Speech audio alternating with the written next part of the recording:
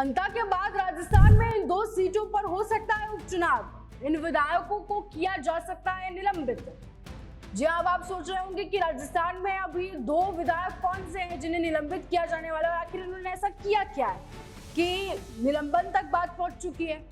देखिए, हाल ही में अंता सीट पर कंवरलाल मीणा जी की विदाई हुई, हम सभी ने देखा, और अभी थोड़े दिन पहले अंता सीट पर चुनाव का बिगुल बचा है। चर्चाएं तेज हो गई हैं। वहीं अब राजस्थान में 2 और विधानसभा सीटों पर उपचुनाव की तलवार लटक रही है। बताया जा रहा है कि इन 2 सीटों पर भी उपचुनाव होना संभव सा ही माना जा रहा है, और इसके पीछे की वजह क्या है वो आपको इस वीडियो में बताएंगे।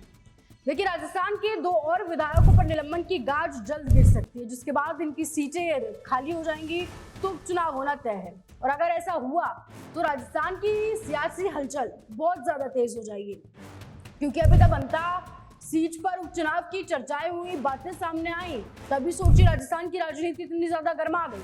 अगर इन दोनों सीटों पर भी उपचुनाव होता है तो राजनीति क्या ही रंग दिखाएगी राजस्थान में। खैर, अब आपको इन दोनों विधायकों के बारे में थोड़ा बता देते हैं, जिनकी विधायकी जल्द जाने वाली है और क्यों जाने वाली है वो भी बता देते हैं।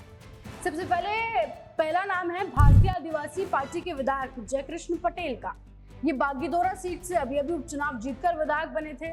नए सांसद की तरह चमक रहे थे, लेकिन किस्मत देखिए, अपने इलाके से करीब 600-700 किलोमीटर दूर करौली जिले में खनन से जुड़ा सवाल इन्होंने विधानसभा में उठाया, और यहीं से इनकी मुसीबतों का सिलसिला शुरू हो गया। इन पर आरोप है कि इन्होंने 1 करोड़ रुपए की रिश्वत मांगी और 2.5 करोड़ में सौदा पक्का किया, और आखिरकार विधायक जी 20 लाख रुपए लेते हुए रंगे हाथों एंटी करप्शन ब्यूरो ACP के जाल में फंसे पाए गए, पकड़े गए।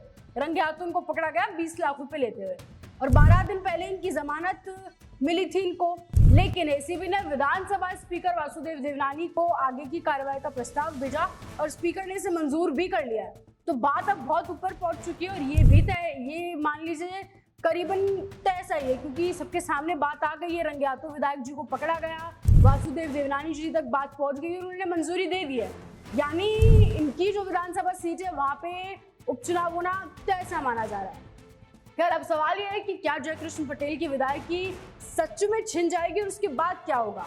और अगर निलंबन हुआ विधायक जी का तो बागीदोरा में उपचुनाव तय मानिए। सियासी गलियारों में हलचल है कि भारतीय आदिवासी पार्टी के लिए इस नए चेहरे पर, नई सीट पर संकट के बादल और घने हो जाएंगे अगर वो किसी और को चुनाव में उतारते हैं तो अपनी पार्टी से। अब बात करते हैं दूसरे विधायक की। यह भारतीय जनता पार्टी के सारण जिले से विधायक हलाल सारण। शुरू से ही बीजेपी के साथ जुड़े हुए हैं ऐसा बताया जा रहा है, लेकिन अब फर्जी मार्कशीट का भूत इनका पीछा नहीं छोड़ रहा है।